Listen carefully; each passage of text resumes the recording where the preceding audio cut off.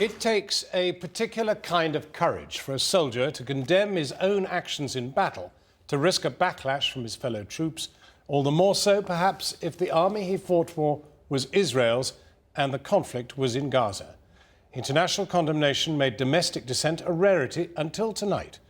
That's what three young Israeli reservists express in our special report tonight, made by the Israeli filmmaker Nurit Kedar. They were part of the force whose invasion left 1,400 Palestinians and 13 Israelis dead. They were plucked from their teenage lives, their clubs, their discos, their music, and transported to the front line. Alex Thompson has their stories, which do contain some strong language.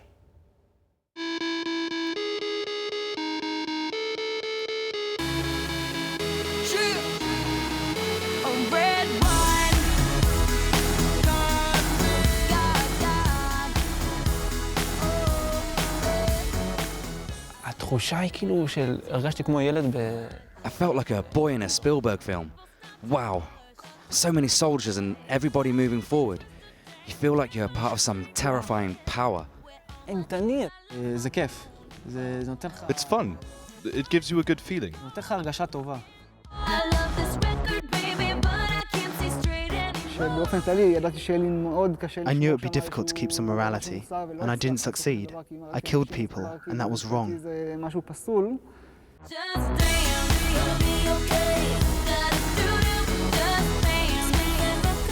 December 2008, Israel has had enough of Hamas rocket attacks.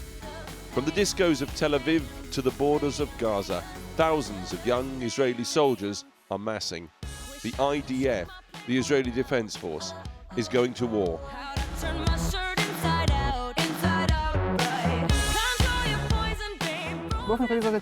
There was an atmosphere of stressing us out as much as possible, as if they wanted to push people to some place where they would do anything more easily, that they wouldn't care as much about who they were shooting or what they were shooting at. ואז המג"ד קם לדבר. Our battalion commander got up to speak. We were waiting for him to give us some information and tell us what's going to happen. We knew we were going in the next day. And he said, the sentence still echoes in my head to this day. He said that the entry was going to be disproportionate. Those words are still in my mind. And so at this point we knew what we were getting into, that the entry would be disproportionate in terms of firepower. There'd be huge numbers of ground forces going in.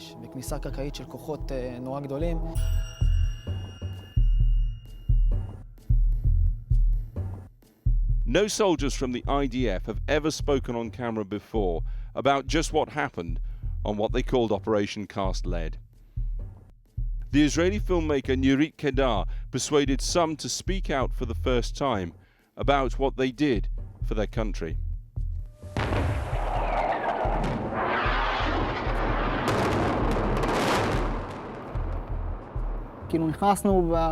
We entered the city in a big hullabaloo, shooting like crazy.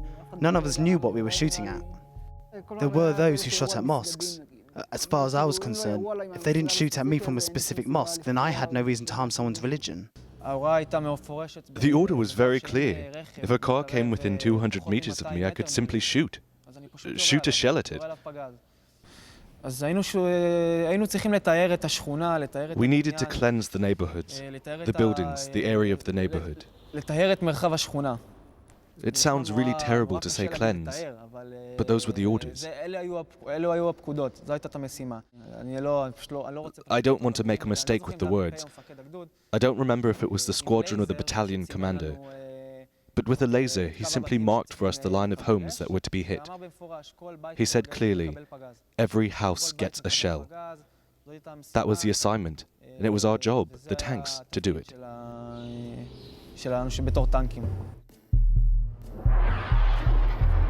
The Israeli Air Force claims it has now hit more than 1,000 targets. This is an ongoing long war against terror. On Gaza's streets, ambulance crews rush to their latest call. Every time we got out of our tanks, there was always this thing of comparing who'd killed more. It was completely disgusting. All the time they'd come and say, "Great, we heard you killed 2 yesterday." And I was like, "What's great? That's something good? It's not good." The crump of tank shells can be heard landing every few minutes. along with the rattle of machine gun fire. And thousands of troops are now engaged. We would fire a shell onto the top of the building and a shell at the bottom. This is what caused all the civilians to leave, with white flags in the dark at night. Families with children, without anything, without bags, with no preparation. The moment the building got the second shell, I would watch the procession of the family leaving the building.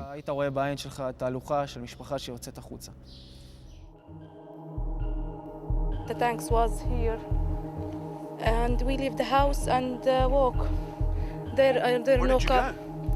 When we go out the house, we don't know where we go. We walk and walk in the dark, and they shot. They was shooting and bombing at night. My kids was crying, and I am crying. You'd see this procession of a family and it shocked me. Where had they been until now? Where had they been hiding? Why didn't they come out right at the start? Why did they wait during those days of fighting? When you see it for the first time, with the stick of wood and the white flag attached, the white flag that they carried, with all the children and all the babies, it doesn't matter. You'd call your soldiers to go out and look at it. But on the other hand, you'd be terribly alert. You'd follow them with your eyes, and you'd have your hand on the trigger. They have houses, we have houses. Why? For a few days we were shooting at chicken coops. I thought it was idiotic. Yeah, at chickens. Deterrent fire they called it. Every hour we had to shoot a few rounds from the machine gun at the chicken coops. Why? To deter people? Or to deter chickens? I don't know. I always tried to aim up at the sky so that I'd miss them. In the end, it's a person's livelihood, and these are chickens. They hadn't harmed anyone.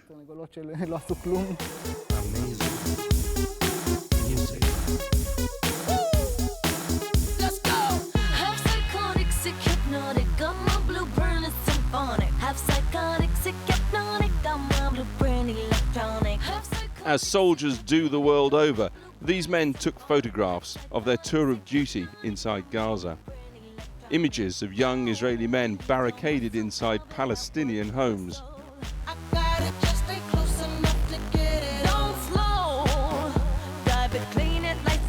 Their graffiti on the walls. Here beneath the Star of David it says, Am Israel Chai, long live the people of Israel. There's an almost festive atmosphere in some of the pictures.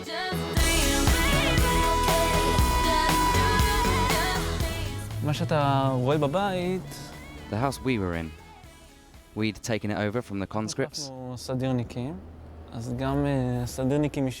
the conscripts had left all sorts of surprises for us.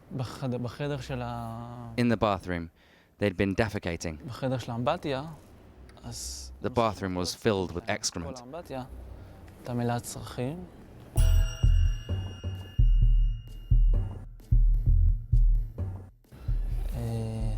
On the family photographs on the walls of the house, on the faces of the children, they'd drawn glasses and moustaches.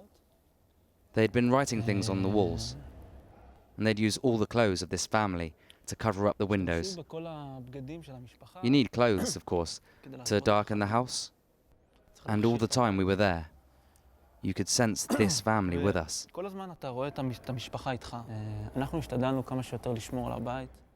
We tried to take care of the house for them as much as possible.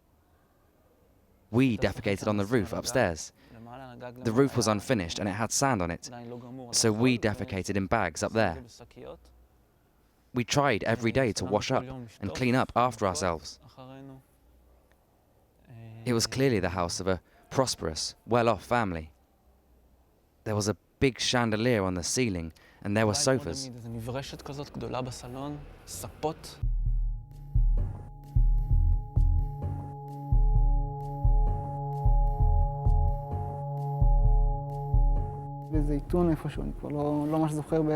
I think I was in Zaytun. I don't remember exactly, but it was a house a few stories high.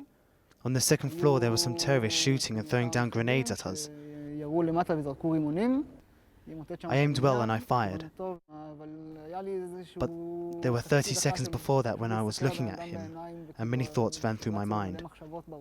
It was that this person is also fighting at this moment for something, and that he's in exactly the same situation as me, and that there isn't so much difference between him and me. I really looked him in the eye. He couldn't see me, of course, because I was looking at him through the viewfinder, but I watched him for half a minute.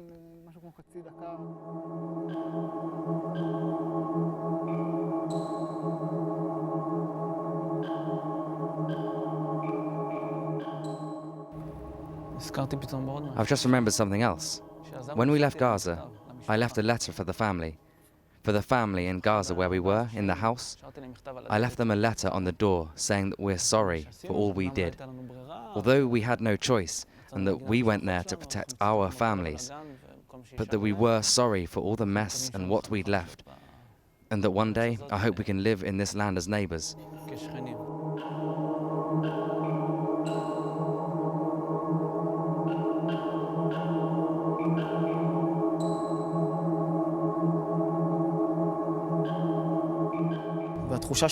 I feel good. I'm proud of what I did. No one can tell me that I'm a war criminal because I know what I did, what my friends did, and what the people around me did, and what the targets were that I received from my commanders. So no one can tell me or my friends that we're war criminals. I'll never forget that two-story building and the 30 seconds I had eye contact with that guy. I shot him half a minute later. It's something I'll never forget. It's hard to forget something like that.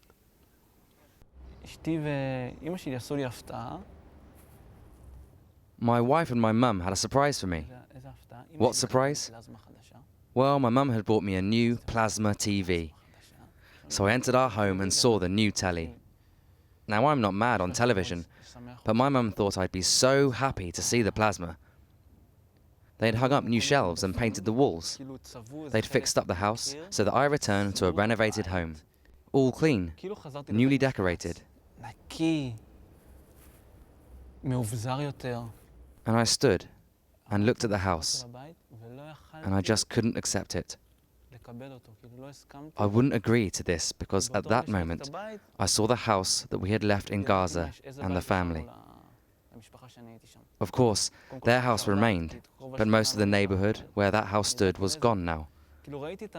And I knew that when that family returned to that house in Gaza, what would they see?